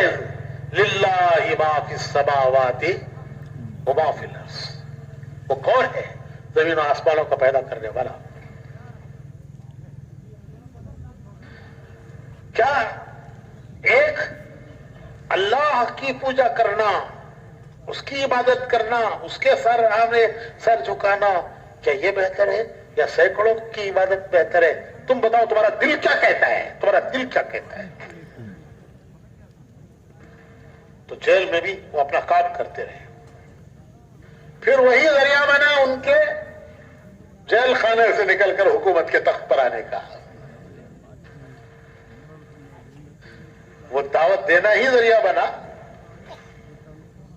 ایک قیدی جو وہاں سے چھٹ کر نکلا اور جس کو انہوں نے خواب کی تعبیر بیان کی تھی، جب بادشاہ نے خواب دیکھا اور کوئی تعبیر سب درباریوں کی سمجھ میں نہ آئی، تو اس قیدی کو یاد آیا کہ وہ جو بزرگ ہے نا جیل میں، وہ تعبیر کتنی اچھی بتاتے ہیں، ہماری بتائی تھی تعبیر وہ صحیح ثابت نکلی. اس نے بادشاہ سے کہا کہ میں ایک آدمی جانتا ہوں، وہ جیل میں ہے، وہ تعبیر بتانا جانتا ہے، اس نے ہمیں بتائی تعبیر وہ صحیح نکلی. تو بادشاہ نے کہا لاؤ، جلدی لاؤ ان کو. تو یوسف علیہ السلام نے فرمایا کہ پہلے میرے مقدمے کی سماعت کرو، فیصلہ کرو کہ میرے اوپر جو الزام ہے وہ صحیح ہے یا غلط ہے. میں اپنے اوپر الزام رکھتے ہوئے حکمرانی میں نہیں آنا چاہتا. تو تحقیق ہوئی تو پتہ چلا کہ وہ تہمت تھی اور الزام لگانے والا خود ملزم تھا. راستہ کھل گیا. تو میں عرض کر رہا تھا کہ ابتدائی زمانہ، ابتدائی دور مشکلوں کا، آزمائشوں کا ایک دور گزرا. پتہ نہیں کتنے برس گزرے مشکلوں کے، آزمائشوں کے، پھر اللہ کا غیبی نظام حرکت میں آیا، اللہ کا غیبی نظام حرکت میں آیا کہ بادشاہ کے خواب کی تعبیر درباری نہ بتا سکے، اور خیری کو یاد آیا کہ یہ بزرگ یہ بتا سکتے ہیں۔ پھر انہوں نے تعبیر بتائی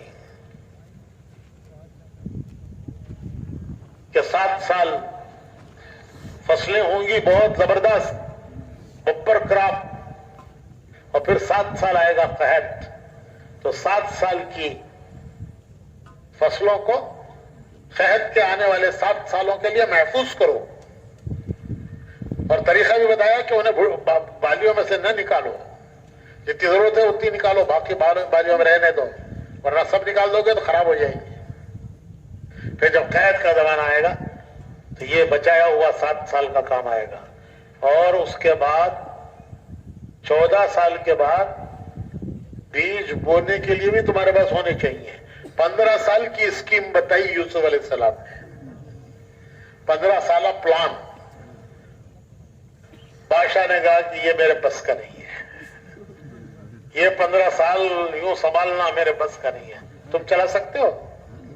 انہوں نے کہا کہ ہاں انی حفیظ علیم، میں جانتا ہوں۔ تو بادشاہ نے کہا لو تمہارے حوالے ہے۔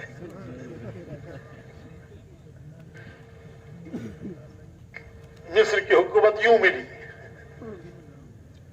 اور ابتدائی دور آزمائشوں کا، مشقتوں کا۔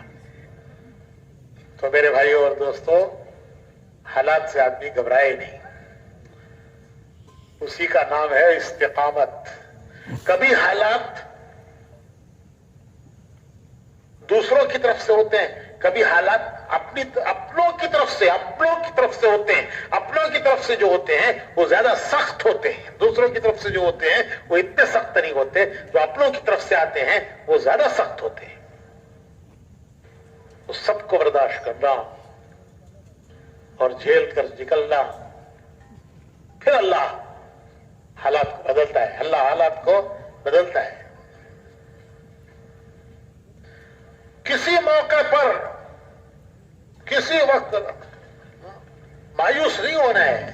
مولانا الیاس صاحب رحمۃ اللہ علیہ فرمایا کرتے تھے کہ مایوسی کفر ہے، کیونکہ جسے اللہ پر یقین ہے کہ میرا اللہ بڑی قدرت والا ہے، اور قدرت والا ہی نہیں ہے، وہ بڑا مہربان ہے، اللہ رؤوف بالعباد، وہ اپنے بندوں پر بڑا مہربان ہے۔ اسے آن کی آن میں حالات کے بدلنے میں دیر نہیں لگتی، اسے قدرت ہے۔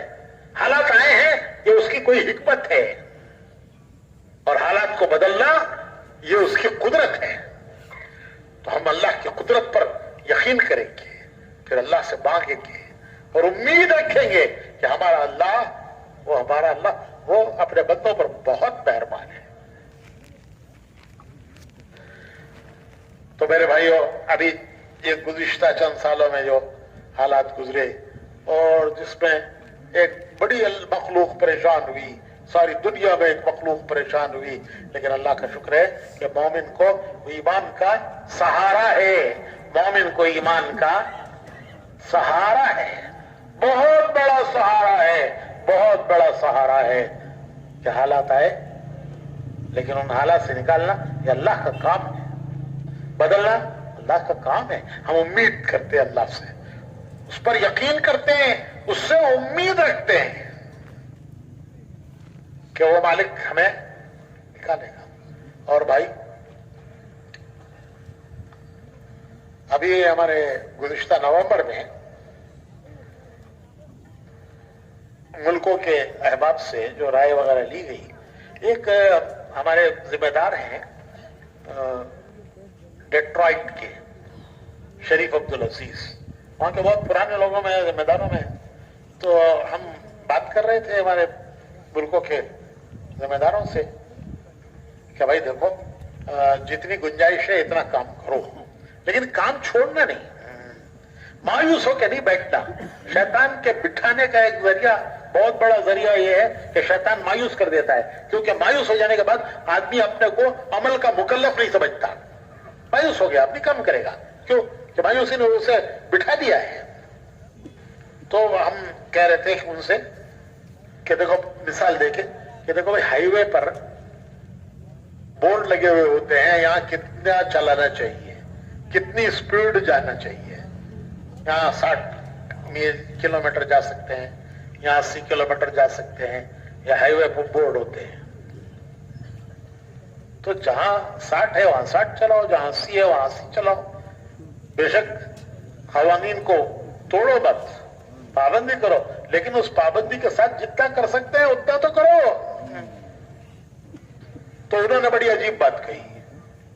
उन्होंने कहा कि हमारे यहां अगर 80 की लिमिट है और कोई 60 चलाता है उस पर भी फाइन डालते हैं। लिमिट 80 की है तो 60 क्यों चला रहा है, उस पर भी फाइन डालते हैं। तो हमने उनसे कहा कि भाई 80 की लिमिट है, कोई 90 चलाए तो फाइन डालना समझ में आता है कि 80 की लिमिट तुमने 90 क्यों चलाया, 60 की लिमिट तुमने 70 क्यों चलाया। तो 80 की लिमिट पर 60 चलाया तो ये फाइन क्यों डालते हैं, ये तो समझ में नहीं आया। वो कहने लगे कि उसको फाइन इसलिए डालते हैं कि पीछे जो 80 चलाने वाला चलाना चाहता है तो उसके लिए रुकावट बना हुआ है। तो 60 चला रहा है तो 60 चलाकर 80 की लिमिट में जो पीछे 80 चलाना चाहता है उसके लिए तुम रुकावट बने हुए हो, इसलिए तुम्हें फाइन डालना चाहिए। तो मैं कहने लगा या अल्लाह, तो हम तबलीग वालों को फाइन मत डाल। क्या हम अपनी इस्तिताअत देख रहे हैं, हम ये नहीं देख रहे हैं जिस कितना जा सकते हैं उतना जाओ। कह रहे नहीं एहतियात। अरे भाई एहतियात ठीक है, लेकिन एहतियात के माने ये थोड़े ही है कि 80 है तो 60 जाओ, 80 है तो 80 तक जाओ। तो फिर अल्लाह के हमें फाइन न डालते हैं कि हम दूसरों के लिए न करने का या कम करने का सबब न बने।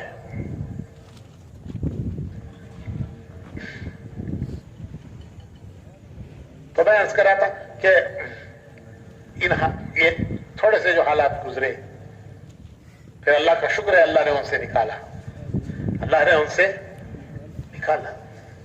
तो अब भाई हमारा मशवरा ये है कि हम देखें कि कितना हम कर सकते हैं, जितना हम कर सकते हैं उस पर कमी ना करें, उसमें कमी ना करें। जो पाबंदी है उसे भी इख्तियार करें और जितना कर सकते हैं उसमें कोई कमी भी ना करें। मायूस होकर बैठ जाना नहीं है। बस मैं एक आखिरी किस्सा सुनाकर भी अपनी बात खत्म करता हूं। एक बुजुर्ग गुजरे हैं, शेख सादी रहमतुल्लाह अलैह, बड़े बुजुर्गों में गुजरे हैं। तो वो जा रहे थे, शिराज उनका वतन था, तो शिराज से वो जा रहे थे बगदाद इल्म हासिल करने के लिए। बगदाद उस जमाने में मरकज था, हर चीज का मरकज था, उलमा का भी मरकज था, इल्म का भी मरकज था, सूफिया का भी, बुजुर्गों का भी मरकज था, और सल्तनत बनु अब्बासिया का दारुल खिलाफा था, बनु अब्बास का। तो ये जा रहे थे शिराज से बगदाद इल्म हासिल करने। गरीब आदमी थे, कोई सवारी नहीं थी इनके पास, तो पैदल चले, शिराज से बगदाद पैदल चले। कोई इनके पास सवारी नहीं, न कोई ऊंट न कोई घोड़ा। रास्ता सख्त था, पथरीली जमीन थी। चलते चलते इनके जूते टूट गए, सख्त जमीन, जूते टूट गए। जब जूते टूट गए तो उन्होंने वो निकाल के फेंक दिए और पैदल चलने लगे। जिस जमीन पर जूते फट गए हों उस पर पैरों का क्या हाल हुआ होगा। थोड़ी देर में पैरों में जख्म आ गया, पैर जख्मी हो गए, हाबिले आ गए और चलने के काबिल न रहे। तो वो रास्ते से हटकर एक किनारे बैठ गए, रास्ते से हटकर एक किनारे, और उनको बड़ा रोना आया, बहुत रोना आया, रोए, बहुत रोए। ये कैफियत होती है, ये कैफियत होती है कि आदमी का दिल भर आता है। वो कैफियत ऐसी होती है कि उससे आदमी फायदा उठाकर اللہ سے قریب ہو جائے، لیکن اسے گنوا دیتے ہیں ادھر ادھر کی باتیں کر کے، کسی پر الزام ڈال کر، کسی کو اس کا وجہ ذریعہ بتا کر. لیکن یہ وقت ہوتا ہے کہ آدمی اللہ کی طرف متوجہ ہو کر اللہ سے قریب ہو جائے. کہ اللہ تعالیٰ فرماتے ہیں کہ میں تو ٹوٹے ہوئے دلوں کے قریب ہوں، میں تو ٹوٹے ہوئے دلوں کے پاس ہوں. تو شیخ سعدی کو بہت دل دکھا اور وہ بہت روئے. رونا کس بات پر؟ رونا اس بات پر ان کو آیا کہ یا اللہ، اگر میرے پاس سواری ہوتی تو میں اب تک بغداد پہنچ جاتا. اور بغداد پہنچ کے کیا کرتے ہیں؟ کوئی ملازمت کرتے ہیں، کوئی تجارت کرتے ہیں، کوئی دنیا کماتے ہیں. کیا کرتے ہیں؟ وہ تو دین کا علم حاصل کرنے کے لیے جا رہے تھے. قرآن پڑھتے، حدیث پڑھتے، اس کا علم حاصل کرتے. اس پر انہیں رونا آیا کہ میرے پاس سواری نہیں. اور اے اللہ، میرے تو جوتے بھی پڑ گئے اور میرے تو پیر بھی زخمی ہو گئے، میں تو چلنے کے قابل بھی نہیں رہا. اس پر روئے. تھوڑی دیر میں انہوں نے دیکھا کہ اس راستے پر جس راستے سے یہ ہٹ کر بیٹھے تھے، اسی راستے پر ایک آدمی جا رہا ہے، اس کی ٹانگیں ہی نہیں ہیں. یہ اللہ کی طرف سے تربیت کا انتظام. تو انہوں نے دیکھا کہ ایک آدمی اس راستے پر جا رہا ہے، اس کی ٹانگیں ہی نہیں ہیں. تو یہ کہنے لگے اللہ تو مجھے معاف کر دے، میں اس پر رو رہا ہوں کہ میرے پاس سواری نہیں ہے، میرے پاس جوتے نہیں ہیں. ایک تیرا وہ بندہ بھی ہے جس کے پاس ٹانگیں ہی نہیں ہیں اور وہ 2 ہاتھ 2 پیر پر سرکتا جا رہا ہے. جس کی ٹانگیں نہیں ہوتی ہیں وہ دونوں ہاتھوں کے سہارے رینگتے ہوئے سرکتے ہوئے جاتا ہے. تو ایک تیرا بندہ ہے جو سرکتے ہوئے جا رہا ہے، اے اللہ مجھے معاف کر دے. پھر ان کو ایک عزم ملا. عزم وہ دل کا ارادہ آدمی کے دل کے اندر پیدا ہوتا ہے. ان کو عزم یہ ملا کہ ایک آدمی پیروں کے نہ ہونے کے باوجود وہ منزل کے سفر سے رکا نہیں اور راستے سے ہٹا نہیں، اور میں راستے سے بھی ہٹ گیا اور منزل کے سفر سے بھی رک گیا. ایک عزم ملا ان کو. یہ عزم جو ہے کسی بزرگ سے نہیں ملا. کس سے ملا؟ ایک معذور سے. پھر وہ کھڑے ہو گئے اور ان کو پھر اللہ نے بغداد پہنچایا. اور پھر ان کو وہ علم ملا کہ جو علم آج تک جو ان کی کتابیں ہیں ہمارے مدرسوں میں آج تک پڑھائی جا رہی ہیں. آج تک ان کا علم نافع ہے، پڑھائی جا رہی ہے. تو میرے بھائیوں، مجھے بس یہ عرض کرنا ہے کہ اللہ نے ہمیں بھی ایک راستہ دیا ہے.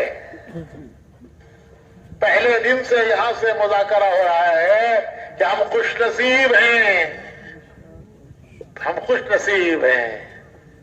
اللہ نے ہمیں ایک کام کے لیے قبول فرمایا ہے. ایک راستے پر اللہ نے ہمیں ڈالا ہے.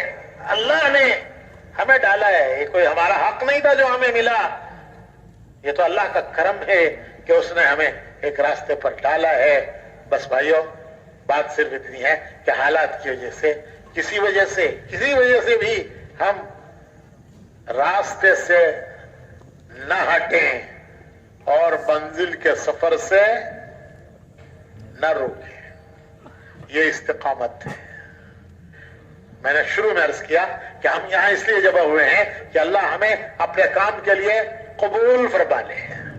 اللہ ہمیں اپنے کام کے لیے قبول فرما لے اور ہم سے اس طرح کام لے لے جس طرح کام لینا اللہ کو پسند ہے. اسی کے مذاکرے ہیں کہ اللہ ہمیں ہماری زندگیوں میں پیدا فرما دے.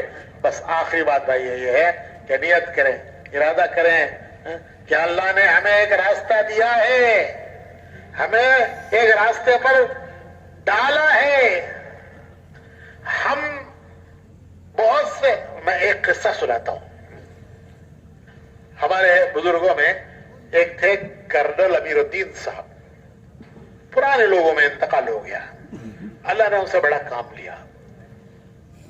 उनके पास जमात गई, ये जो रोजाना की मेहनत है ना, वो जो कल मुज़ाकरे हो रहे थे, दो दो की जोड़ियां बनाओ, घर घर छानो, घर घर जाओ, बड़ी दौलतें उम्मत में अल्लाह ने रखी है।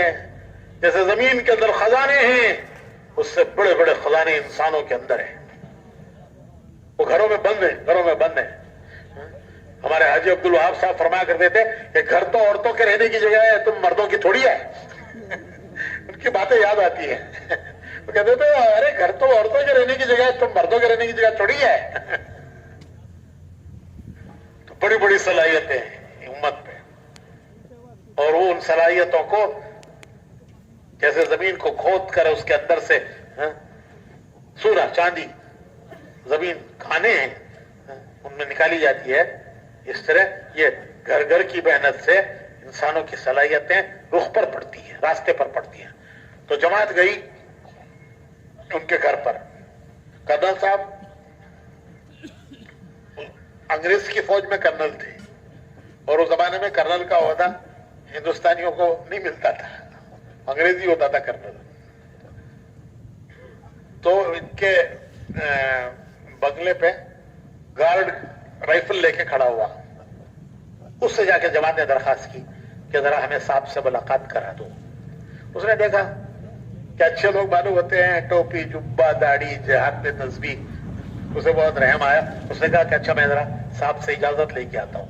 वो अंदर गया, उसने जाकर कर्नल साहब से कहा कि साहब कुछ मौलवी लोग आपसे मिलने आए हैं। तबलीग वाले तो सब मौलवी लगते हैं ना, कुछ मौलवी लोग आपसे मिलने आए। तो कर्नल साहब ने सोचा कि मौलवी आए हैं तो क्यों आते हैं, आम ख्याल क्या है लोगों का, चंदा करने आए होंगे, कोई मस्जिद कोई मदरसा कोई यतीम खाना, तो एक दो होते तो कुछ दे के रवाना कर देता है। ये तो बहुत सारे हैं, पता नहीं कितनी लंबी वो डिमांड करेंगे। तो किसी तरह इनसे बचना चाहिए, किसी तरह इनसे। तो उनको ख्याल आया, उन्होंने ये कहा कि जाकर कह दो कि साहब घर में नहीं है, साहब घर में नहीं है। वो सेंट्री आया बाहर और उसने आकर ये कहा जमात से कि साहब कह रहे हैं साहब घर में नहीं है। उसने सारा भांडा फोड़ दिया कि साहब कह रहे हैं साहब घर में नहीं है। कर्नल साहब ने भी सुन लिया कि मेरा गार्ड क्या कह रहा है, उन्होंने भी घर में सुन लिया। तो शरीफ आदमी थे, उनको बड़ी शर्म आई कि मेरा तो भाड़ा फूट गया। वो फौरन बाहर निकले और उसको डांटा कि अरे तुझे मैंने सिखा था। तो वो गरीब क्या कहता कि साहब यूं ही कहा था आपने, उसकी तो छुट्टी हो जाती फिर उसकी। बस वो दिन था कि वो तबलीग में लग गए और आगे बढ़ते चले गए, बढ़ते चले गए। पहली जमात हिंदुस्तान से जो इंग्लिस्तान गई, उसके अमीर थे कर्नल साहब। लेकिन भाई वो लगना चाहते थे कि बचना चाहते थे?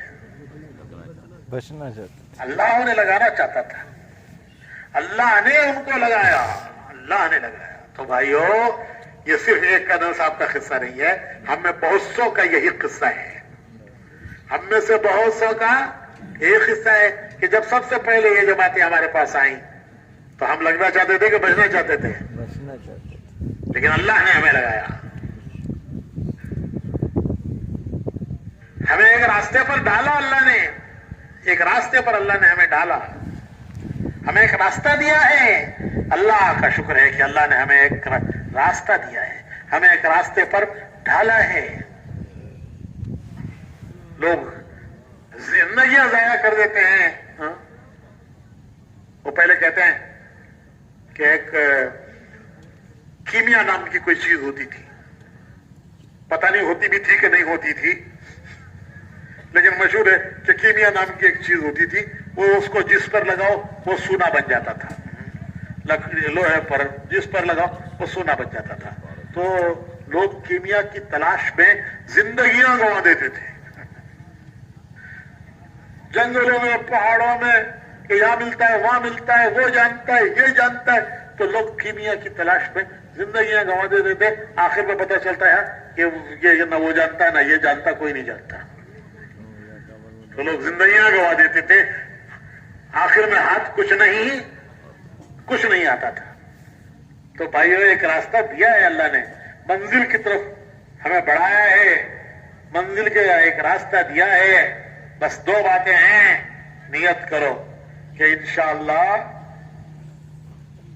شیخ سعدی کی طرح جو ان کو عزم ملا کہ معذور اپنی معذوری کے باوجود راستے سے نہیں ہٹا, منزل کے سفر سے نہیں رکا. تو بھائیو ہم بھی نیت کریں, اے اللہ تو نے ہمیں ایک راستہ دیا, اپنے کرم سے دایا, اپنے کرم سے ہمیں تو نے ایک راستے پر ڈالا. اے اللہ تو ہم نیت کرتے ہیں کہ انشاءاللہ منزل کے سفر سے, بولو بھائی, منزل کے سفر سے نہیں رکیں گے اور راستے سے نہیں ہٹیں گے. حالات تو حالات ہیں, وہ آنی جانی حال اسی زمانے کو کہتے ہیں جو رکنے والا نہیں ہے. وہ تو چلتے رہیں گے, چلے جائیں گے, لیکن انشاءاللہ ہم اپنے راستے پر جمے رہیں گے, منزل کی طرف سفر کرتے رہیں گے. تو نیت کرو کہ انشاءاللہ راستے سے, بولو بھائی, راستے سے اور منزل کے سفر سے نہیں رکیں گے. اللہ قبول فرمائے. السلام علیکم. سب دوستوں سے گزارش ہے کہ میرے یوٹیوب چینل کو سبسکرائب کریں اور بیل آئیکن کو پریس کریں تاکہ ہر آنے والی ویڈیو آپ تک آسانی سے پہنچ سکے, اور لائک کریں اور شیئر کریں اور اپنی رائے کا اظہار کمنٹ سیکشن میں کریں. جزاک اللہ.